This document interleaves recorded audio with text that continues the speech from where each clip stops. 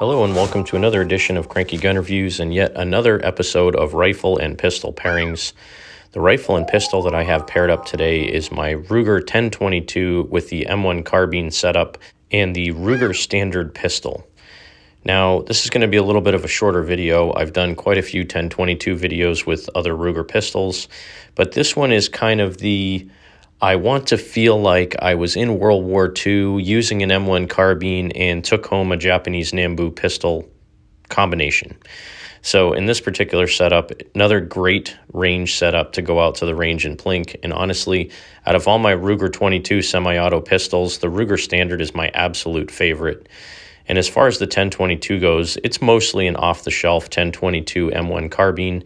The only things that I've done to it, I put a ramline muzzle brake on the front of it, or a compensator. This has one of my handmade paracord slings. It has a Ruger extended magazine release, and again, an M-Carbo trigger spring kit assembly on it. Other than that, it's a bone stock 1022 M1 carbine. The only thing I've really done to it other than those few upgrades is to oil the stock every once in a while.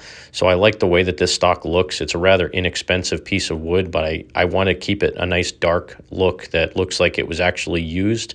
So I do put some oil on it every once in a while just to keep it dark. You can see there that this has a small piece of rail on the top of the receiver, so if you wanted to stick a red dot or some other type of optic on there, you could very easily do that.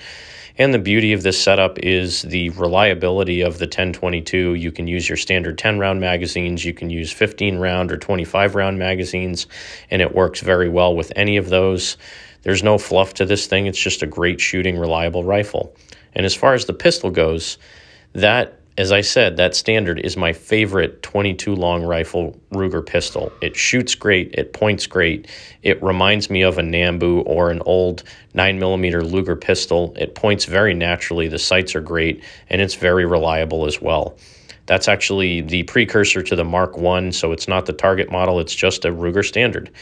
And this is just a great target plinking setup. You go out to the range, you could shoot with it all day long, and you could feel like you were maybe in World War II, where you had a take-home M1 carbine and you had a take-home Nambu pistol, and you want to feel like a US G.I. on a budget.